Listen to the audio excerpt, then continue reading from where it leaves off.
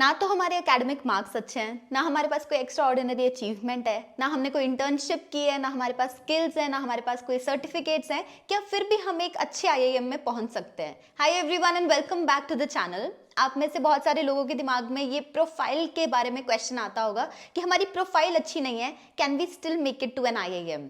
आज मैं आपको बताऊंगी कि जब आप किसी भी आईआईएम इंटरव्यू में या इनफैक्ट कोई बहुत अच्छे बी स्कूल के इंटरव्यू में बैठते हो तो वहां बैठे इंटरव्यूअर्स क्या सोचते हैं और किस तरह के कैंडिडेट्स को सिलेक्ट करते हैं। इस चीज को समझने के लिए सबसे पहले आपको प्रोफाइल वर्ड का मतलब पता होना चाहिए। जब हम प्रोफाइल के बारे में सोचते हैं हमारे दिमाग में बहुत सारे वर्ड्स आते हैं, 10th-12th ग्रेजुएशन के मार्क्स, कैट का स्कोर, आपका वर्क एक्सपीरियंस, इंटर्नशिप्स, आपकी क्या अचीवमेंट्स हैं, को करिकुलर, एक्स्ट्रा करिकुलर, पता नहीं क्या क्या हमारे दिमाग में आने लगता है। लेकिन एक्चुअली में प्रोफाइल के 3 मतलब होते हैं, 3 अलग अलग सिनेरियोज के साथ रिलेट करते हुए। सबसे पहला होता है जब आपको किसी भी एमबीए कॉलेज से शॉर्टलिस्ट आती है। दूसरा, जब आप उस एमबीए कॉलेज के सिलेक्शन प्रोसेस में बैठते हो। एंड फाइनली जब आप उस एमबीए कॉलेज की प्लेसमेंट में बैठते हो। सो शॉर्टलिस्ट, सिलेक्शन और प्लेसमेंट, इन 3 सिनेरियोज में प्रोफाइल का मतलब अलग अलग होता है। तो हम स्टार्ट करते हैं शॉर्टलिस्ट से। मान लो मैं एक एमबीए कॉलेज हूं और मेरे पास 600 सीट्स हैं। अगर एमबीए का एग्जाम 2 से 2.5 लाख लोगों ने लिखा है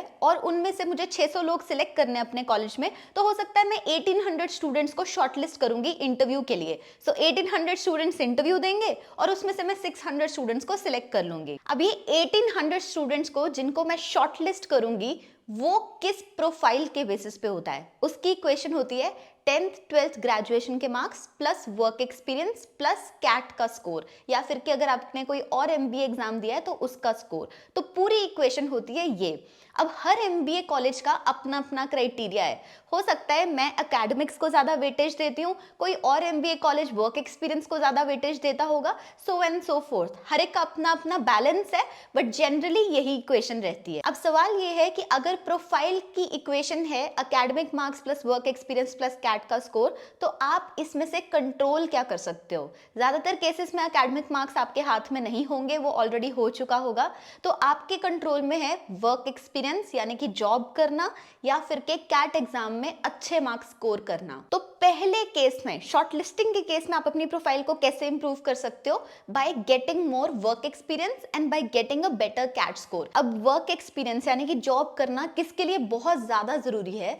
अगर आप इंजीनियर हो तो अगर आपके एकेडमिक मार्क्स 987 से कम है, which means 90% in 10th, 80% in 12th and 70% in graduation, इससे कम अगर आपके मार्क्स हैं तो आपको वर्क एक्सपीरियंस जरूर लेना चाहिए ताकि आपके पॉइंट्स थोड़े बढ़ जाएं। इसी तरह से अगर आप एक नॉन इंजीनियर हो तो उस केस में 887 यानी कि 80% इन 10th, 80% in 12th and 70% in graduation, उससे कम अगर आपके मार्क्स हैं तो आपको वर्क एक्सपीरियंस जरूर ले लेना चाहिए। इसके बाद आती है second stage, which is selection stage, यानी कि जब आपको शॉर्टलिस्ट आ जाएगी और आप इंटरव्यू देने आओगे उस एमबीए कॉलेज का, तब आप अपनी प्रोफाइल को कैसे इंप्रूव कर सकते हो। वैसे इस इंटरव्यू स्टेज के लिए आई विल ऑल्सो रिकमेंड कि आप मेरा एमबीए इंटरव्यू कोर्स ट्राई करना। वो सिर्फ 999 का है, बट वो प्रॉपरली डिटेल करता है कि एक एमबीए इंटरव्यू कैसा होता है और उसकी तैयारी कैसे की जाती है। इसका लिंक मैं डिस्क्रिप्शन और पिन कमेंट में भी ऐड करूंगी। अब मैं आपके सामने वही इक्वेशन मेंशन कर रही हूँ, यानी कि academics plus work experience plus cat,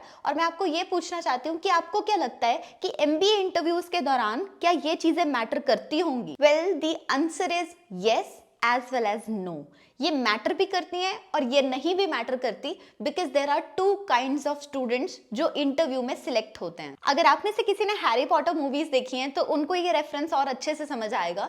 तो पहले काइंड ऑफ स्टूडेंट्स होते हैं जो हरमाइनी ग्रेंजर की तरह होते हैं, और दूसरे काइंड ऑफ स्टूडेंट्स होते हैं जो हैरी पॉटर की तरह होते हैं। यानी कि पहले काइंड ऑफ स्टूडेंट्स वो होंगे जो प्लेसमेंट वर्दी प्रोफाइल रखते हैं, ऐसी प्रोफाइल जिनको आराम से एक एमबीए कॉलेज में जॉब मिल सकती है। प्लेसमेंट वर्दी प्रोफाइल का मतलब कि आपका रेज्यूमे ऑलरेडी बहुत अच्छा है, या तो आपके एकेडमिक मार्क्स बहुत अच्छे हैं, आपके पास बहुत अच्छा वर्क एक्सपीरियंस है, बहुत सारी अचीवमेंट्स हैं, आप बेसिकली एक परफेक्ट फिट हो किसी भी कंपनी में जॉब पाने के लिए, और इसलिए एक एमबीए इंटरव्यूअर आपको डेफिनेटली सिलेक्ट कर लेगा, क्योंकि उसे पता है कि जब आप उस एमबीए कॉलेज में आओगे आपको प्लेस करना काफी आसान होगा। So that is one kind of students, और उनके लिए ये 10th, 12th या फिर के ग्रेजुएशन, वर्क एक्सपीरियंस, कैट का स्कोर, ये उन्हें काफी हेल्प करेगा। लेकिन इसका ये मतलब नहीं है कि उनको सिर्फ वही चीज चाहिए होती है, उन्हें भी वो चीज चाहिए जो सेकंड कैटेगरी के स्टूडेंट्स के पास होती है। लेकिन वो सेकंड कैटेगरी के स्टूडेंट्स के पास अगर एकेडमिक मार्क्स अच्छे नहीं है, वर्क एक्सपीरियंस भी नहीं है और कैट एग्जाम भी डिसेंट है, तो भी वो पहुंच सकते हैं या सिलेक्ट हो सकते हैं उस एमबीए इंटरव्यू में, अगर उनकी profile shows that they have the ability to learn. अब आप सोचोगे कि हम ऐसी प्रोफाइल कैसे बिल्ड कर सकते हैं जिससे कि इंटरव्यूअर को लगे कि हमारे पास वो एबिलिटी है कि हम लर्न कर सकते हैं, हमारे पास वो कैपेबिलिटी है कि हम कोई भी चीज सीख सकते हैं। वो होती है 3 चीजों से जिस पे आप काम कर सकते हो, नॉलेज, स्किल्स एंड पर्सनालिटी। अगर आप इस सेकंड कैटेगरी में लाई करते हो, यानी कि आपकी प्रोफाइल ऑलरेडी उतनी अच्छी नहीं है, तो आप अपनी प्रोफाइल को बूस्ट करने के लिए इन 3 चीजों पे काम करोगे। सबसे पहले है नॉलेज। आप सोचो कि क्या ऐसा कोई एक एरिया है जिसमें आपको इतनी नॉलेज है या फिर कि दूसरे लोगों से ज्यादा नॉलेज है कि आप उसको अपनी प्रोफाइल का पार्ट बना सकते हो। जैसे हो सकता है कि आपको एयरलाइन इंडस्ट्री के बारे में बहुत ज्यादा इंटरेस्ट है या माइनिंग के बारे में बहुत कुछ पता है, तो इन दैट केस वो नॉलेज आपकी प्रोफाइल में एक बूस्टर की तरह काम करेगी। इसी तरह दूसरी चीज जिस पे आप काम कर सकते हो वो है स्किल्स। स्किल्स का मतलब ये नहीं होता कि आपने सिर्फ कोर्सेज कर लिए। स्किल्स का मतलब होता है एक्शनेबल स्किल्स। क्या आपने जो सीखा उसको आपने कहीं पे इंप्लीमेंट किया? क्या आपने कोई इंटर्नशिप की? क्या आपने कोई प्रोजेक्ट किया? अगर आपने फाइनेंशियल मॉडलिंग का कोर्स किया तो क्या आपने फाइनेंशियल मॉडलिंग के ऊपर एक प्रोजेक्ट बनाया? क्या आपने किसी कंपनी का फाइनेंशियल मॉडल बना के दिखाया?